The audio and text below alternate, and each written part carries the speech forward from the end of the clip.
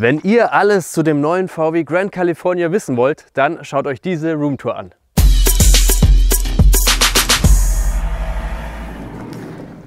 Hallo und herzlich willkommen zu einem neuen Video bei Fan4Van. Heute habe ich einen Schmankerl für euch. Heute schauen wir uns gemeinsam den neuen Grand California von VW an. Es ist ja ganz viel schon darüber geschrieben worden. Im Netz findet man ganz viele Fragen dazu, aber ganz wenige Filme. Und ich kann euch auch sagen, warum.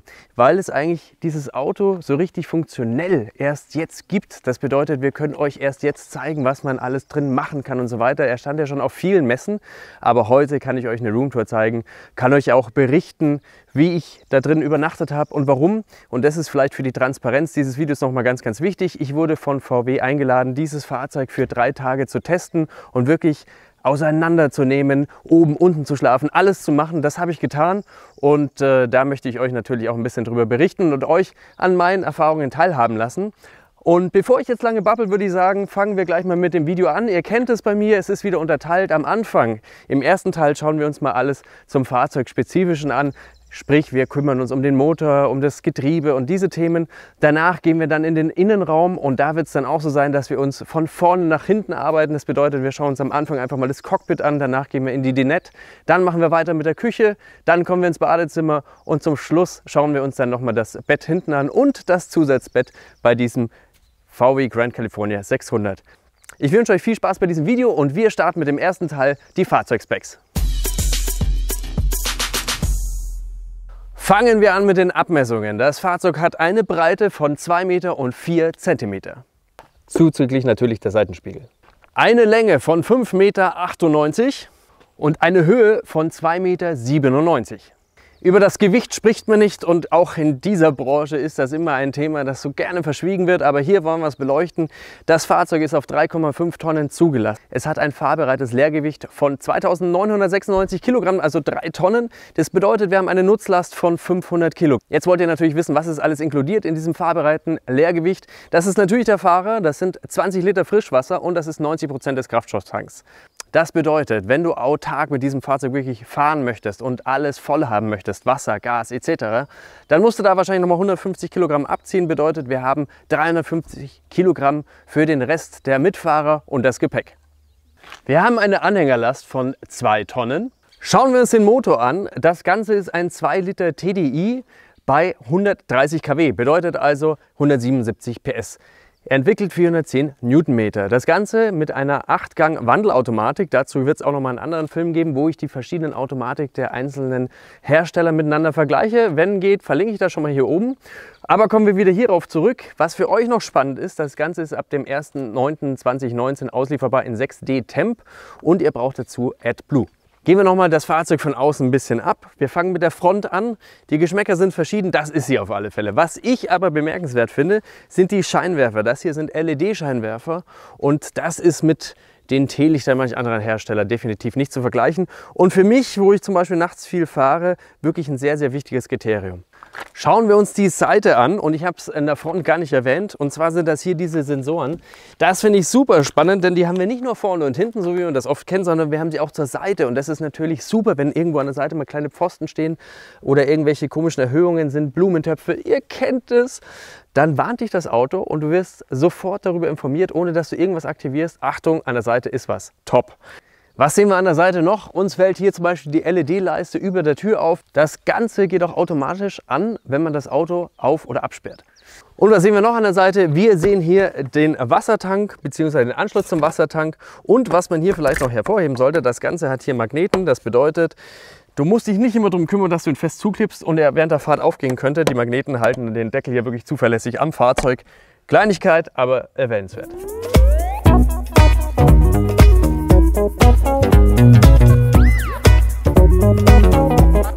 Die Markise beim Grand California 600 hat eine Größe von 2,50 Meter auf 3 Meter und das Besondere finde ich, dass du den Markisenstab richtig gut im Kofferraum verstauen kannst, zeige ich euch. Hinten gibt es gar nicht viel zu sagen. Wir haben Flügeltüren, wie man das normal kennt beim Kastenwagen. Wir haben oben noch eine Rückfahrkamera und wir haben hier unten eine Anhängerkupplung mit einer Anhängerlast von 2 Tonnen, aber das hatten wir ja schon. Dann kommen wir jetzt noch mal auf die Fahrerseite und hier haben wir hinten den Stromanschluss. Der ist jetzt allerdings wieder zum Ranklicken und hier hinten geht es dann weiter. Einmal die Toilette, die ist mit der Zentralverriegelung verschlossen und so kann man die ganz einfach aufmachen. Richtig schön und nett gemacht, sieht auch von außen toll aus, finde ich. Und wir haben hier noch den Kamin der Gasheizung. Stopp! Eines ist euch vielleicht an den Seiten schon aufgefallen und zwar sind das hier diese Ausbuchtungen. Die brauche ich bei dem California, weil wir hier bei dem 600er ein Querbett hinten haben und damit wir wirklich eine größere Liegefläche bekommen, hat sich VW diese Auswölbungen hier einfallen lassen. Und ich bin wirklich begeistert. Ich bin da gar kein Fan von solchen Sachen. Aber die sind wirklich richtig schön umgesetzt, weil du sie kaum erkennst. Die wirken richtig gut verarbeitet. Also das ist eine schöne runde Sache. Und damit hast du innen mehr Platz und außen sieht es echt richtig gut aus. Gucken wir zuletzt noch aufs Dach und hier ist noch was Besonderes. Eine Solarzelle ist hier integriert, optional zu bestellen. Sie leistet in dem Fall vom 600er 104 kW. Damit haben wir den ersten Teil abgeschlossen und der zweite folgt, das Cockpit. Schauen wir uns mal das Cockpit genauer an. Für mich ist es neu als Ducato-Fahrer, deswegen lege ich da auch noch mal ein bisschen Wert drauf, dass ich euch das zeige. Es ist VW-typisch strukturiert, das ist alles klar. Die Materialien sind natürlich aus Plastik, aber ich finde aus sehr hochwertigen. Also da nackelt nichts, das ist wirklich richtig schön und auch von der Haptik her alles toll. Hervorheben möchte ich, dass das Lenkrad sensationell ist. Das ist wirklich PKW-Niveau. Generell die ganze Handhabung ist wirklich PKW-Style.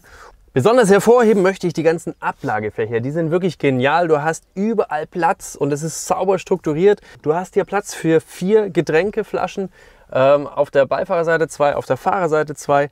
Und die sind auch so angebracht, dass du nicht irgendwie nach unten greifst, sondern alles so in Griffweite, dass du wirklich den Blick auf die Straße weiter richten kannst. Richtig toll. Und es hat überall Anschlüsse. Hier 12 Volt, hier USB, AUX, hier 12 Volt und hier auch nochmal 12 Volt. Und dann haben wir natürlich noch das Handschuhfach und auch das ist eines Handschuhfaches würdig. Und wenn wir ins Handschuhfach genauer reinsehen, sehen wir auch, dass hier der Slot für die DVD ist und auch für die SD-Karten. Das hast du aber natürlich nur in Kombination mit diesem fest eingebauten Entertainment-System. Cockpit abgeschlossen, wir schauen uns mal die Dinette an. Und ja, ich weiß nicht, wie ihr das empfindet, das ist natürlich immer Geschmackssache, ist generell so mit der Einrichtung, aber ich finde, es ist schön schlicht. Ich finde, der Tisch ist hier auch sehr schön zugeschnitten, es sieht einmal elegant aus, auf der anderen Seite ist es einfach praktikabel. Du kannst von allen 4 Seiten, finde ich, ordentlich gut dran sitzen. Ich kann mich hier richtig ranschieben, also ich kann hier echt gemütlich essen, das wäre mein Platz, das ist so ein richtiger Chefplatz hier, finde ich toll. Ich zeige euch aber natürlich noch die anderen Plätze. Auch hier habe ich natürlich ein bisschen weniger Platz. Beifahrerplatz, wenn man ehrlich ist, immer schwierig beim Essen. Aber obwohl ich hier keinen zusätzlichen Ausfahrteller habe oder was auch immer, kann ich hier wirklich ordentlich essen. Funktioniert. Dann gucken wir noch mal zu den Kiddies. Erwähnenswert für die Fahrt übrigens ist, dass ich hier auch überall Isofix habe. Auch hier hat man wirklich schön Platz. Zu zweit als 2 Erwachsene wird es vielleicht ein bisschen enger, weil es einfach eine schmale Rücksitzbank ist, aber ich finde, das ist verschmerzbar. Es ist halt einfach mal ein Kastenwagen. Für Kinder super, für 2 Reisende perfekt. Also insofern darf man nicht meckern. Eine Sache finde ich hier unten noch erwähnenswert. Hier ist ein kleines Ablagefach, auch wieder mit USB-Anschlüssen und induktiver Ladeschale. Da kannst du dein Handy einfach reinlegen und es wird geladen. Und was haben wir noch? Wir haben ein schönes Ausstellfenster, kann man richtig schön weit öffnen, Frischluft perfekt und natürlich habe ich hier auch Verdunkelung und Fliegengitter, je nachdem, was ich möchte. Ich möchte es einfach gerade offen haben, weil der Blick so wunderschön ist. Aber egal, anderes Thema. Machen wir weiter. Was haben wir hier? Wir haben hier ein Licht noch. Das kann ich auch dimmen. Die sind überall in diesem Fahrzeug verbaut. Sehr elegant, eigentlich kaum auffällig und du kannst sie super einfach bedienen. Ein Thema noch zum Tisch und zwar, wo ist der Tisch während der Fahrt? Das zeige ich euch auch. Da wird der auf das Bett aufgeschnallt. Da ist halt wieder die Frage, was ist Theorie und was ist Praxis. Ich finde, der ist sehr, sehr fest verankert. Also das ist, ich würde mich da wirklich gut fühlen, aber VW sagt ganz klar, wir empfehlen euch das hinten anzubringen. Generell fällt mir auch auf bei diesem Fahrzeug, dass hier sehr viel auf Sicherheit bedacht ist, dass es hier sehr viel um Crash-Test-Geschichten geht und so weiter, die vielleicht bei so manch anderen Herstellern nie so hoch ausfallen wie bei diesem Fahrzeug. Deswegen würde ich das mit dem Tisch verschmerzen, aber auch in uns eine schöne Lösung ist es nicht. Was haben wir hier oben noch? Das ist dann der Aufsatz für das Bett, das zeige ich euch aber später. Also du hast hier oben keine Schränke, du hast Ablagefächer, die sind auch groß und gut zu bedienen, sowohl von hier unten als auch dann später vom Bett. Aber Schränke ist generell so ein Thema, das wird uns hier ein bisschen verfolgen im Fahrzeug. Das schauen wir uns jetzt dann gleich in der Küche nochmal genauer an und da gehen wir jetzt hin. Die Küche. Ihr wisst vielleicht, wer mich schon kennt, dass ich jetzt nicht so der Kochfreak bin, aber ich versuche mein Bestes zu geben, euch die Küche zu zeigen.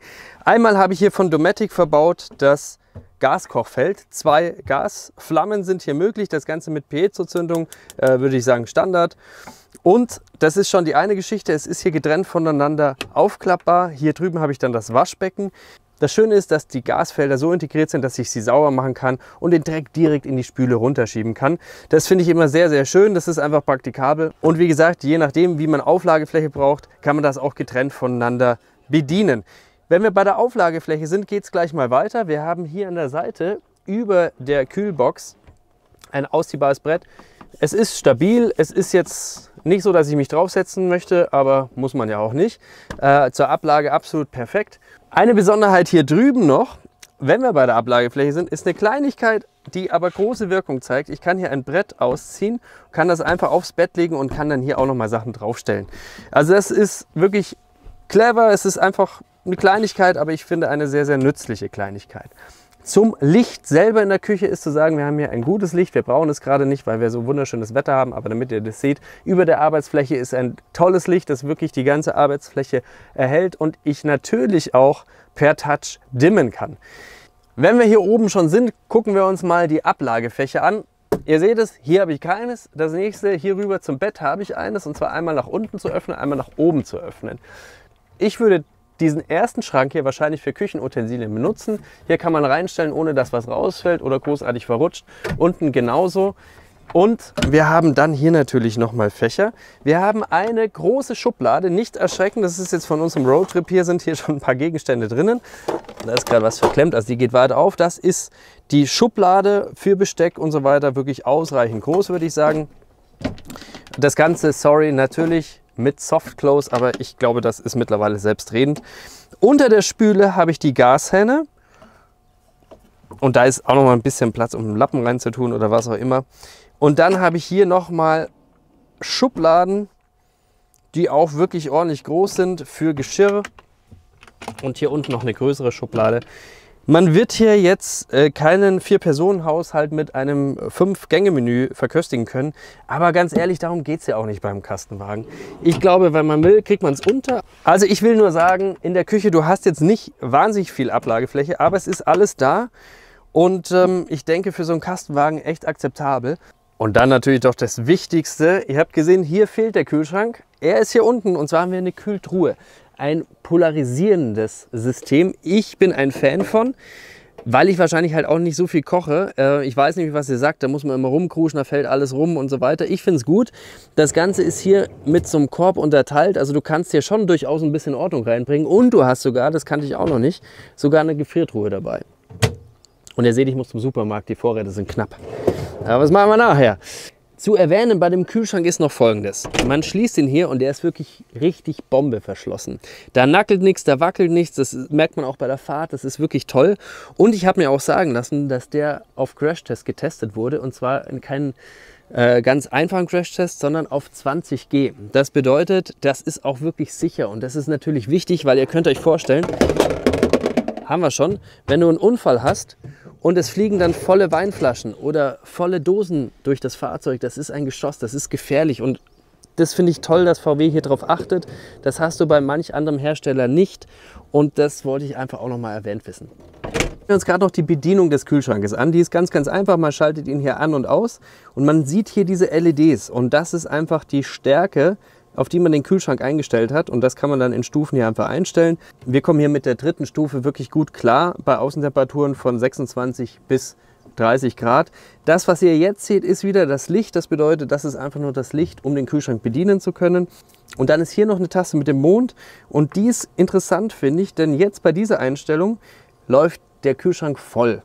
Wenn ich den auf den Mond stelle, ist das die Nachteinstellung, und das bedeutet, dass der Kühlschrank versucht, in der Nacht ein wenig leiser zu sein. Er läuft also ein bisschen ruhiger an.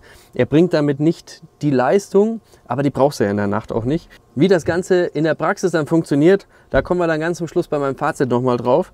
Aber ihr habt es gesehen, wie es funktioniert. Damit sind wir mit dem Kühlschrank fertig, aber wir bleiben gleich in dieser Position, denn ihr seht hier schon diese Schalter.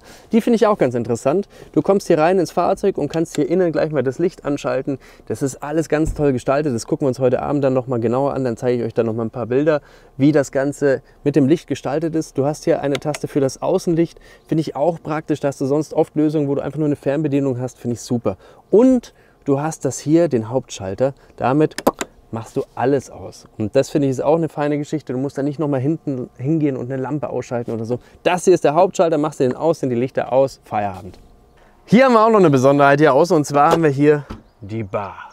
Es ist natürlich super praktisch, einmal weil du an den Kühlschrank von außen rankommst und das ist grandios. Da kannst du dir nochmal gemütlich ein Bierchen aufsperren. Und du hast hier draußen nochmal eine 230 Volt Steckdose und 2 USB-Anschlüsse. So, das heißt, wir können hier an der Bar Bier trinken, wir können unsere Handys laden und dann ist noch eine Besonderheit, wir können trotzdem die Mücken draußen lassen, weil wir hier kein Netz haben, wie man es sonst kennt, das über die ganze Tür geht. Wir haben das wirklich hier abgetrennt, Küche und dann von der anderen Seite die Tür. Insofern bleiben die Mücken draußen und das kalte Bier auch und man kann den Abend schön genießen. Die kleinen Lichtschalter hier unten haben wir uns schon angeschaut, aber jetzt schauen wir uns mal generell die Bordelektronik an und da kommen wir hier. Alles sehr modern, sehr schön gemacht mit Touchscreen und da führt einen das Menü auch wirklich sensationell durch. Das ist alles super einfach. Ich habe hier die Lichteinstellungen, wo ich zum Beispiel das Außenlicht einstellen kann, das Innenlicht einstellen kann, wo ich die Ambientebeleuchtung einstellen kann, auch die Farben wechseln kann. All das kann man hier über dieses Touch-Display super schön steuern, anmachen, ausmachen, aber eben auch die Einstellungen entsprechend verändern. Es ist intuitiv, auch die Heizung zum Beispiel. Ganz, ganz einfach zu bedienen. Auf das Heizungsthema kommen wir später nochmal. Wir haben hier momentan eine Druma 6 Gasheizung verbaut, aber das Thema Heizung würde ich dann später nochmal mit einem Experten besprechen und genauer beleuchten. Und kommen wir wieder zurück auf das Bedienpanel. Wie gesagt, wenn ich eine Klimaanlage hätte, habe ich jetzt hier aber nicht verbaut, könnte ich die hierüber auch steuern. Ich kann mir natürlich die Wasserversorgung anschauen. Wir haben immer noch 97% Frischwasser, 0% Abwasser. Wir können uns auch das Batteriemanagement anschauen. Wir laden gerade über die Solarzelle. Und wir können, wie schon erwähnt, über die Einstellungen dann wirklich alles komplett einstellen. Von der Trittstufe über die Farblichter, über das Infotainment-System. Besonders dabei ist auch, dass man sich optional auch das WLAN-Modul mit dazu bestellen kann. Dann hast du über eine UMTS-Karte Internet, natürlich mit einer separaten SIM-Karte und hast hier drin dann WLAN. Als nächstes gucken wir uns das Badezimmer an.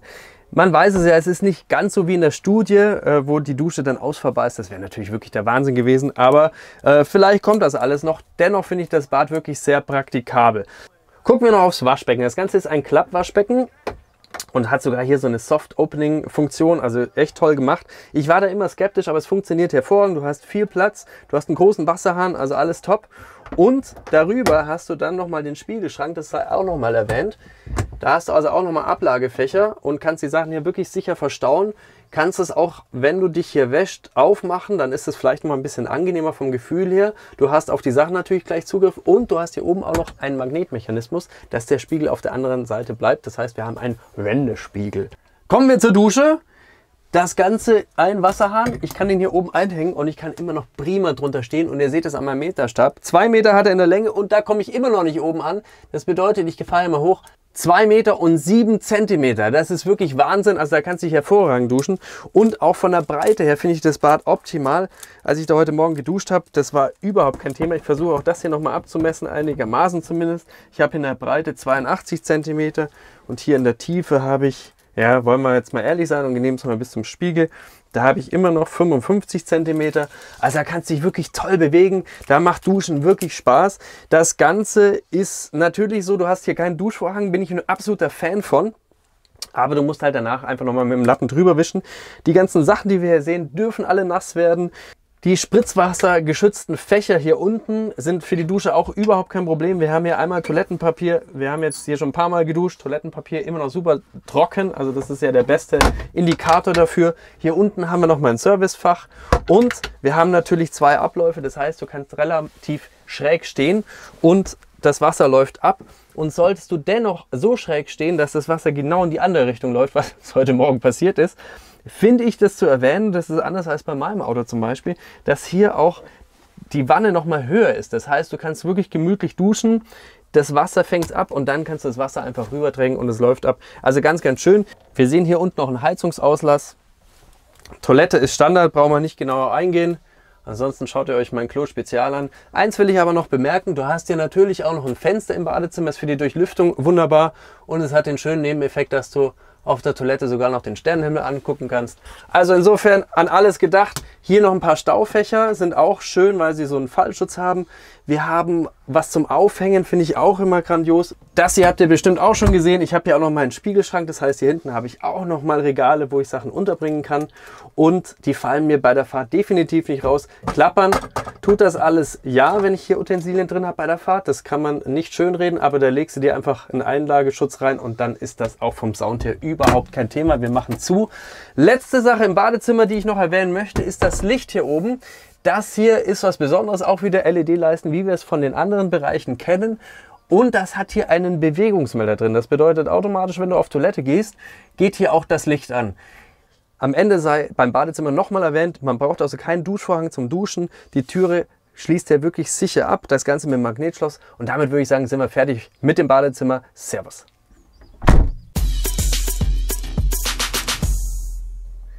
Nächster Abschnitt, wir kümmern uns um die Betten. Ja, die Betten, denn beim 600er haben wir natürlich 2 Betten und wir fangen mit dem Hauptbett hier hinten an. Das Ganze ist ein Querschläfer, deswegen haben wir auch schon mal ganz wichtig zu erwähnen, hier bei dem Crafter diese Auswölbungen an den beiden Seiten. Wir haben die hier außen schon mal angesprochen. Die sind wichtig, damit wir eine Liegefläche erhalten, die Spaß macht. Und bevor wir lang um heißen Brei rumreden, ich zücke gleich mal den Meterstab. Bevor wir über Katalogdaten sprechen, bin ich immer ein Fan davon, echte Tatsachen zu schaffen. Und das machen wir jetzt mal. Wir haben hier 80 cm, Sekunde. So, das bedeutet, gemessen komme ich hier auf 1,92 m. Das sind meine Daten, die ich hier messe. So, und wenn wir uns das Ganze dann hier im Kopfbereich anschauen, haben wir hier eine Breite von 1,50 Meter. Die verschmälert sich hier vorne natürlich, aber das finde ich ist voll vertretbar und verschmälert sich auf 1,30 Meter.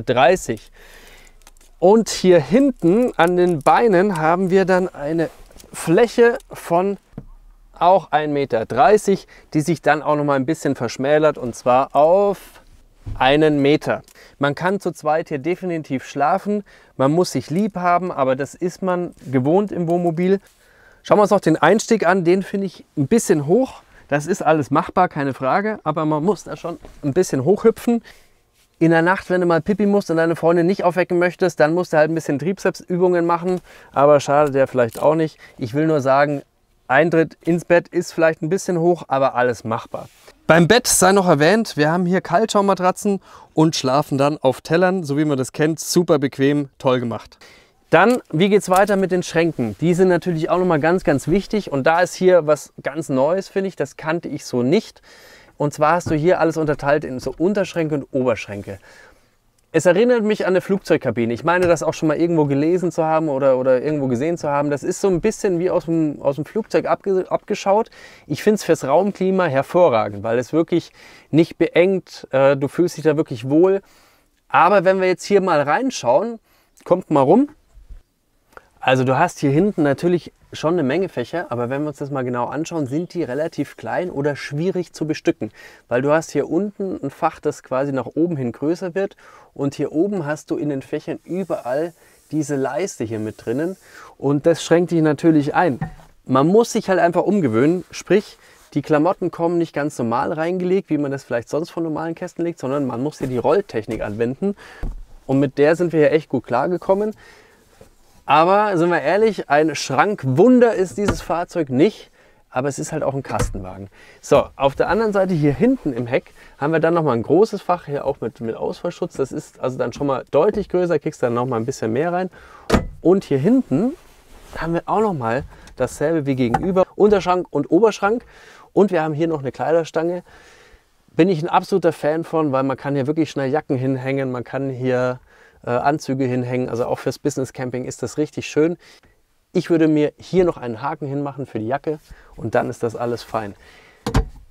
Eine Sache ist auch noch wichtig und zwar ist das hier das große Dachfenster, das ist wirklich groß. Wenn wir von wirklich groß sprechen, dann zücke ich auch noch mal den Meterstab, weil da habe ich jetzt auch die Katalogdaten nicht parat, aber ich stehe eh nicht auf Katalogdaten, wisst ihr ja. So, dann haben wir hier ein Fenster von 50 auf 60. Also ist wirklich schön, das kannst du schön aufmachen, hast du tolle Frischluft. Hier hinten hast du zwei kleine Fenster, die sind wirklich klein. Und da hast du jetzt natürlich auch Praxis mit dem Fahrradständer, also die kriegst du nicht weit auf. Und dann kannst du hier für Belüftung sorgen, aber ich denke, es ist ausreichend, weil wie gesagt, gerade dieses große Fenster hier oben im Dach wirklich Spaß und Freude bringt. Auf das würde ich niemals verzichten wollen. Des Weiteren, was man beim Bett noch beachten sollte, und dann bin ich aber fertig, ist einmal das Licht. Auch hier haben wir wieder überall kleine Lampen, die ich per Touch bedienen kann, dimmen kann und natürlich auch wieder ausschalten kann, wie ich das möchte. Und ihr seht es, ich habe hier so kleine Fächerchen, hier auch mit USB-Anschluss, um das Handy laden zu können, wenn man das möchte. Und eine Sache finde ich auch noch toll, und zwar ist die hier am Bett angebracht.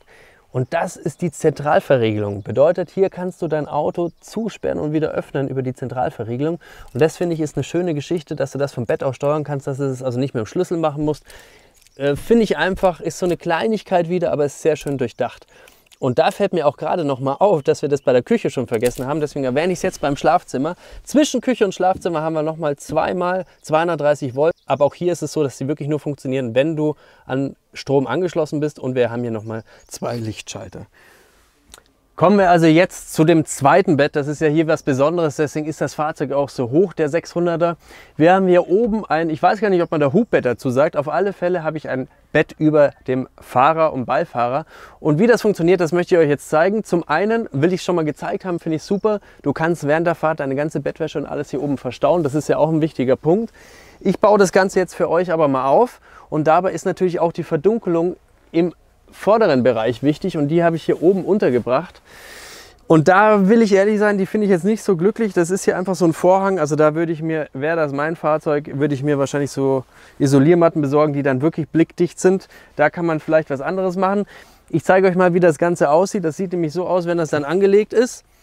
Aber darum soll es jetzt nicht gehen, sondern wir wollten uns ja das Bett anschauen. Wie funktioniert das Ganze also? Ich habe hier einen Knopf und mit dem entriegle ich erstmal hier oben, dass ich das Bett nach hinten schieben kann. Jetzt passiert Folgendes: Ich schiebe das Bett nach vorne, geht spielend einfach. Und wenn ich hier einen gewissen Pfad überschritten habe, kommt hier nochmal die Halterung rausgehüpft. Alles von alleine, und dann kann ich das Bett hier ganz gemütlich nach hinten ziehen. Jetzt wird es für uns ein bisschen enger und kuscheliger. Ich habe hier noch eine zweite Geschichte, und zwar habe ich dann hier nochmal so einen Zusatz, den ich hier rüber kippen kann, damit ich die Bettfläche hier oben verlängern kann. Hier habt ihr die Leiter, und die ist auch ganz simpel, einfach hier, Entschuldigung, machen wir so, eingehängt, und jetzt kannst du da hochgehen. Das mache ich jetzt für euch, aber ich will da auch nochmal betonen, das ist eher ein Bett für Kinder. Warum? Das zeige ich euch. Es ist hier schon eng. Jetzt weiß ich nicht, ob es für euch besser ist, wenn wir es so machen. Jetzt sind wir also hier oben. Und ganz ehrlich, als Erwachsener ist das schon ein bisschen eng, weil das Auto vorne natürlich runtergeht. Das heißt, deine Füße sind hier richtig eingesperrt. Und das ist was mir beim Schlafen hier aufgefallen ist. Also wenn du auch so ein kleiner Stöpsel wie ich mit 1,75, oder ich sag mal, das ist vielleicht so Standardgröße, hier oben schläfst, ist das schon eng. Also du musst schräg schlafen und du musst mit dem Kopf ganz nach vorne in diesem erweiterten Kopfteil. Das bedeutet aber auch, dass du hier oben definitiv als Erwachsener nur alleine schlafen kannst. 2 Kinder ja, aber dann müssen das kleine Kinder sein, weil sonst hast du hier oben Zoff. Hier seht ihr auch noch mal so Haken, und da könnt ihr natürlich auch eine Sicherung anbringen, damit die Kleinen nicht runterfallen, ist ja super wichtig. Jetzt kommen wir aber noch mal zum wirklich ultimativen Test. Wie breit ist das Ganze hier oder wie lang? Und das zeige ich euch hiermit. Also wir haben hier auf der einen Seite, und das fand ich beim Katalog ein bisschen schwierig zu verstehen, wir haben hier eine Länge von 1,60 Meter. Aber ich will noch mal betonen, hier hinten hast du ganz wenig Höhe. Also das ist so ein bisschen, ich möchte nicht sagen gelogen, aber wirkliche Liegefläche hast du hier vielleicht von 1,40 Meter, dass deine Füße auch noch nach oben stehen können, sollen sie ja. Du kannst dich schon reinquetschen, aber das macht keinen Spaß. Und auf der anderen Seite hast du hier eine Länge von 1,40 Meter, 1,90 Meter genau in der Länge, aber hast hier natürlich auch nur eine Breite von 45 cm. Das soll also auch nochmal erwähnt sein.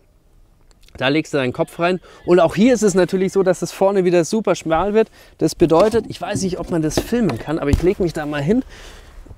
Also die Füße, die musst du entweder so, dann hast du deine Liegefläche.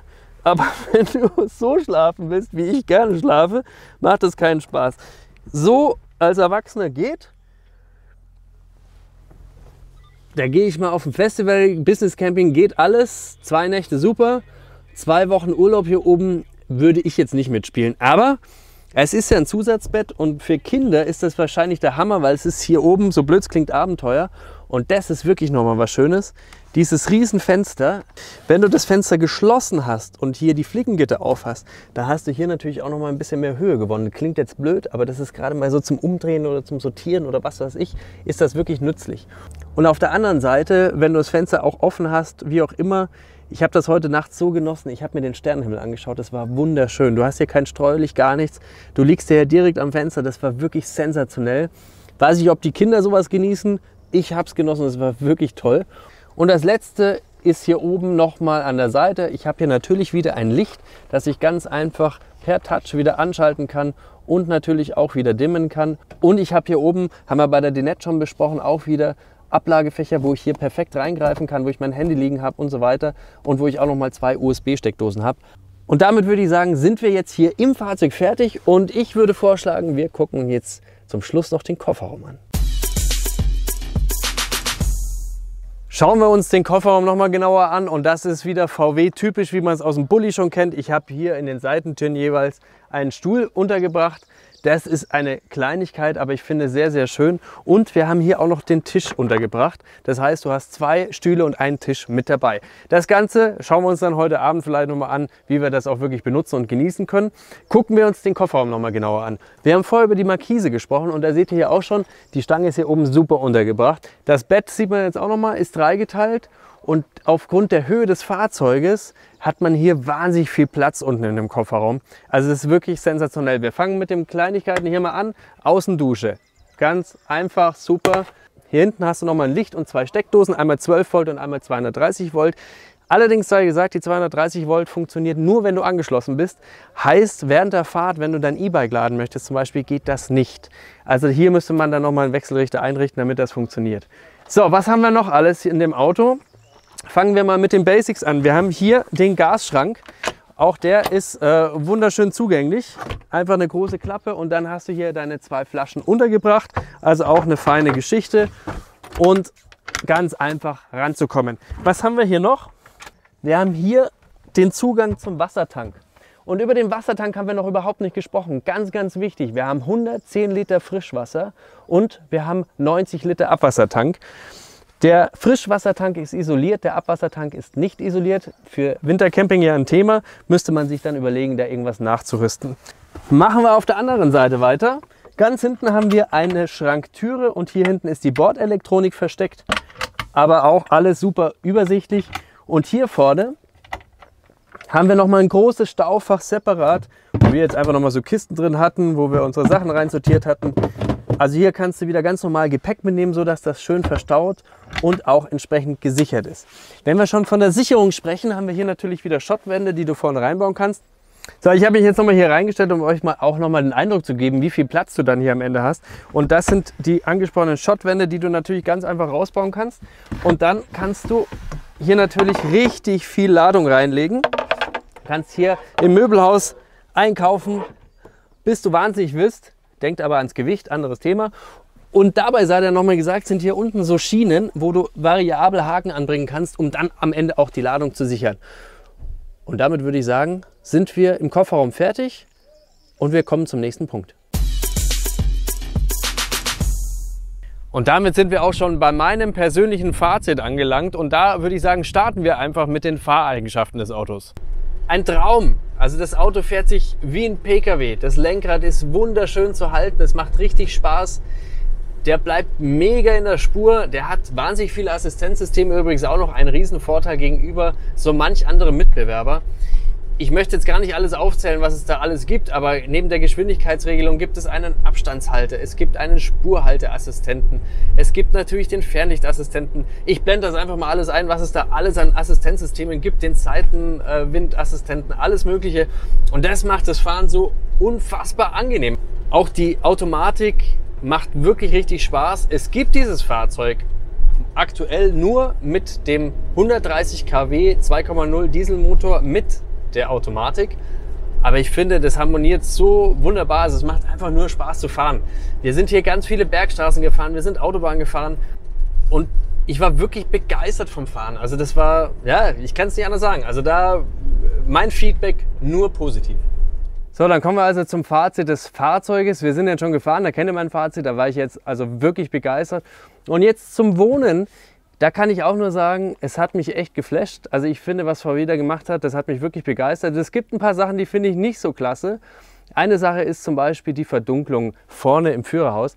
Die gefällt mir überhaupt nicht. Das ist des Autos nicht würdig, ganz ehrlich. Mit diesen Vorhängen da rumzuklimpern, das macht mir keinen Spaß, das funktioniert nicht gut, das sieht nicht gut aus und vor allem, es bringt trotzdem wahnsinnig viel Licht ins Auto und das ist halt schade. Also ich bin ein Typ, ich brauche zum Schlafen Dunkelheit und die habe ich damit definitiv nicht. Das kann man lösen, indem man sich halt einfach Isoliermatten holt von Fremdanbietern. Damit hast du es dann nicht nur blickdicht, sondern dann wahrscheinlich auch wirklich verdunkelt. Aber ich finde, da kann man wirklich nachziehen. Ein weiterer Punkt, der mir aufgefallen ist, den ich jetzt nicht so prickelnd fand, der ist im Badezimmer und zwar ist das Licht mit dem Bewegungssensor. Ich finde, das ist von der Idee her gut gemeint. Aber jetzt wirklich im Alter, also im Leben da drinnen, hat mir das überhaupt nicht gefallen. Warum? Wenn du nachts, wenn alles dunkel ist, du dann mal auf Toilette gehst, das ist so hell, das knallt dich weg, dieses Licht. Und zwar nicht nur dich, wenn du auf Toilette gehst, sondern auch alle anderen, die in diesem Fahrzeug liegen und schlafen. Das ist einfach hell. Und mir ist es sogar passiert, dass es nachts einfach anging, obwohl gar keiner in der Toilette war. Und das finde ich einfach störend. Da ist ein Schalter für mich absolut ausreichend. Also das war auch was mir nicht so getaugt hat. Ein Thema ist das Bett oben. Das will ich auch noch mal ganz klar sagen, das ist nichts für Erwachsene. Da kann man mal eine Nacht drin schlafen, aber mehr nicht. Das ist wirklich ein Bett für Kinder, denn es ist einfach klein und eng. Und auch die Angaben bezüglich der Länge, die sind alle schön und fein, aber das bringt mir halt nichts, wenn ich am Ende die Füße immer so liegen haben muss und nie die Füße nach oben strecken kann. Also das empfand ich als etwas unangenehm, aber es hat definitiv funktioniert. Also ich habe es ja deswegen extra ausprobiert. Also man kann da 1, 2 Nächte schlafen, aber länger als Erwachsener definitiv nicht. Für Kinder fein und dafür ist es ja auch gedacht, ist mir vollkommen klar. So, dann kommen wir aber zu den ganzen positiven Sachen, die kann ich gar nicht alle aufzählen. Ihr habt es schon mitbekommen, das Fahren macht mir wahnsinnig Spaß. Ich finde den Möbelbau klasse, mir gefällt es wahnsinnig gut vom Design, da sind aber die Geschmäcker unterschiedlich, also da müsst ihr euch selbst eure Meinung zu bilden. Ich finde das Lichtkonzept ganz, ganz toll mit diesem Ambilight, mit diesen verschiedenen Farbeinstellungen, ganz, ganz klasse. Ich finde aber auch das Thema Touchpanel super gut gelöst. Das ist intuitiv, das macht Spaß, sich dadurch zu bedienen. Es ist kinderleicht, die Heizung anzustellen, den Boiler anzustellen, zu gucken, wie sind die Wasserstände. Also all das ist richtig, richtig gut gelöst. Gefällt mir ganz, ganz gut und geht einfach wieder mal neue Schritte und geht ein bisschen nach vorne in dieser Szene. Sehr, sehr schön. Ein weiterer Punkt, den ich hier wirklich beachtenswert finde und der mir immer wieder aufgefallen ist, ist das Thema Sicherheit. Angefangen von den Isofix-Verankerungen in den hinteren Stühlen bis hin zu dem Kühlschrank, der wirklich Bombe verschließt, der da anscheinend auch ganz harte Crashtests mitgemacht hat. Man merkt einfach, dass VW da extrem großen Wert legt, dass es überall um Sicherheit geht und das fühlst du in diesem Auto. Also da fühlt man sich richtig wohl und gerade wenn du mit Kindern unterwegs bist, das klingt jetzt blöd, aber da habe ich einfach ein besseres Gefühl. Das finde ich klasse und wirklich gut. Ich bin gespannt, wie sich dieses Fahrzeug im Markt etablieren wird. Ich glaube, dass VW da in der Kürze der Zeit echt ein Riesending gelandet hat, im wahrsten Sinne des Wortes. Ich bin gespannt, wie die ganzen Drittanbieter damit umgehen, also was Zubehörteile betrifft, wie den Fahrradständer und so weiter. Aber wir sehen, hier sind auch schon Thule-Teile verbaut. Die Markise ist von Thule. Also ich glaube, das ist alles gängig und da wird VW dafür sorgen, dass wir als Verbraucher da auch Spaß haben. Also da bin ich gespannt. Ich kann sagen, als Fiat-Fahrer wurde ich hier echt geflasht und mir gefällt das Konzept. Ich finde, preislich sind wir hier, also war ich überrascht. Da wird sich manch anderer Mitbewerber wahrscheinlich jetzt ein bisschen in die Hosen machen, was VW da produzieren wird und machen wird. Aber wir werden es selber sehen. Ein Mega-Vorteil finde ich auch das Händlernetz, denn es ist offensichtlich wirklich so, dass du dieses Auto bei jedem autorisierten VW-Nutzfahrzeughändler kaufen kannst und vor allem dann aber auch in den Service bringen kannst. Und zwar nicht nur was den Motor betrifft, sondern eben auch was den Möbelbau betrifft. Also ich spreche jetzt mal die 2 Jahre Garantie alleine an. Da machen wir uns nichts vor, da passiert immer was, wenn du dir ein neues Wohnmobil holst. Und das bedeutet, du kannst, egal wo du wohnst, zu deinem Händler fahren und kannst das alles reparieren lassen, kriegst die Ersatzteile dazu. Und das ja natürlich nicht nur in deiner Umgebung, sondern auch in deiner Reiseumgebung. Denn ich glaube, das VW-Händlernetz ist ja wirklich großflächig. Und das ist auch ein Vorteil, den man wirklich berücksichtigen sollte. Ja, also ihr habt gesehen, ich bin echt angetan von dem Auto und bin echt ein kleiner Fan geworden. Mir tut es jetzt auch richtig weh, dass ich den gleich wieder abgeben muss. Aber mich hat es riesig gefreut und es hat mir echt richtig Spaß gemacht, dass ich den für euch testen durfte. Und ich hoffe, dass euch das auch Spaß gemacht hat und dass euch diese Roomtour ein bisschen was gebracht hat. Lasst mir super gerne ein Like da, wenn ihr sagt, vielen Dank Markus für die Arbeit dieser Roomtour. Das ist für mich eine große Ehre und das freut mich immer riesig. Und ihr wisst ja, schreibt in die Kommentare, wenn ihr Fragen habt, wenn ihr noch Anmerkungen habt zu diesem Fahrzeug. Ich glaube, das ist für uns alle sehr, sehr interessant und ich würde mich bemühen, eure Fragen so schnell wie möglich zu beantworten. Ja, und ihr wisst es auch, wenn ihr es noch nicht getan habt, lasst super gerne ein Abo da. Das freut mich natürlich auch immer sehr. Das ist ein tolles Kompliment für mich. Jeden Montag 18:30 Uhr gibt es einen neuen Film. Und wenn ihr da wieder zuschaut, dann freue ich mich natürlich drauf. In diesem Sinne, ich wünsche euch alles, alles Gute. Egal wohin auch immer ihr reist, kommt gesund und glücklich wieder nach Hause. Und dann sehen wir uns nächsten Montag 18:30 Uhr wieder. Ich freue mich drauf. Euer Markus von Fan4Van. Bis dann. Ciao.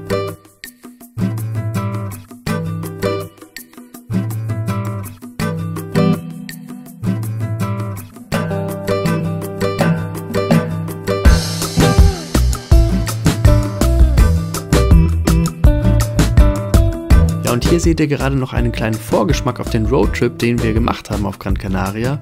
Und an der Stelle möchte ich mich auch gleich mal ganz herzlich bei meinem Kumpel Harry bedanken. Er hat mich begleitet und mich super bei dem Filmdreh unterstützt. Danke, Harry.